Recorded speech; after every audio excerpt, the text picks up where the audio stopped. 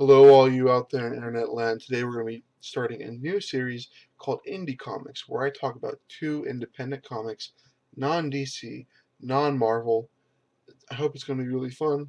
Today we have Kaijumax and Jupiter's Circle #1.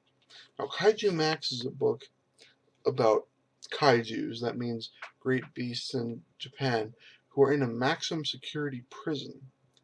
Very fun.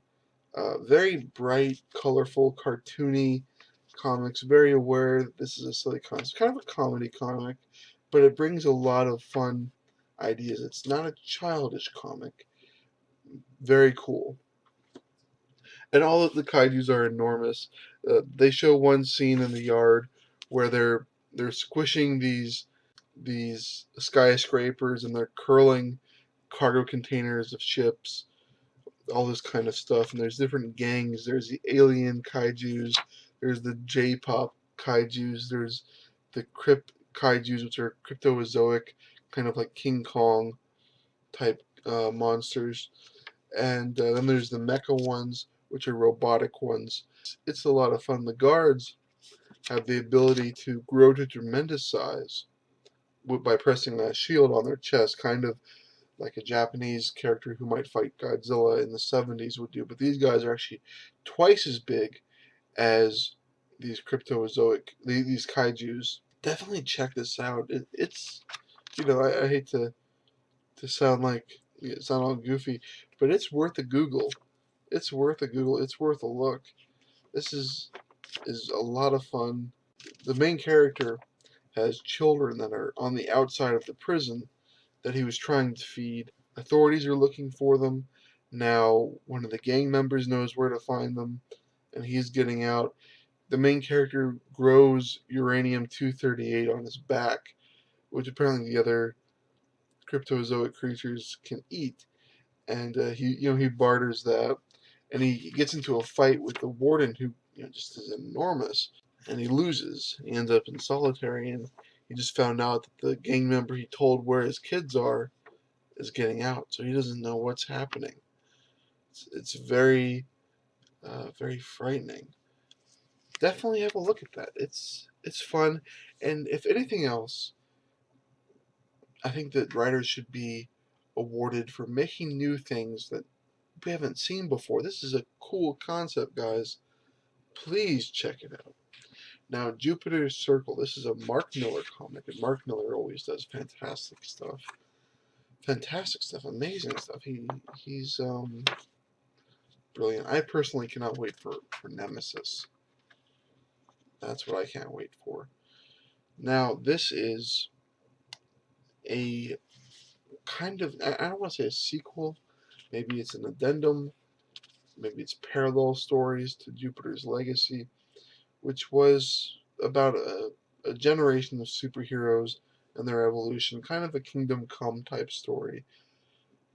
But this one takes place, in the 60s, and it's dated by the fact that J. Edgar Hoover, the director of the FBI, is there. And J. Edgar Hoover, for those of you who don't know, for those of you who aren't Americans, he had dirt on everybody. He knew about everything. He knew about Kennedy's affairs, and that's suspected why Kennedy did not dismiss him as the director of the FBI, that he would have come clean. He blackmailed the president of the FBI of the United States, which is pretty amazing. Very corrupt.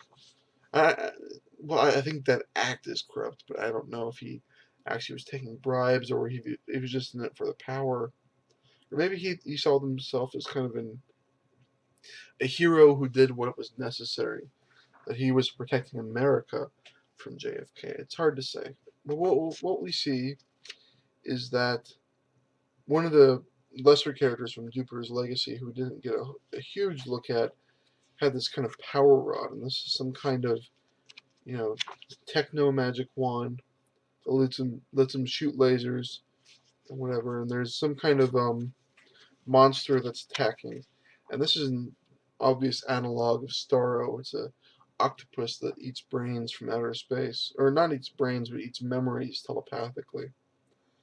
Eventually, they deal with the monster by lifting it out into space. Kind of an interesting idea that while they're fighting it, narration says that he forgets permanently the smell of his father's cologne, and 2 birthdays gone from his mind forever. I think it'd be rather haunting to know that you missed something like that.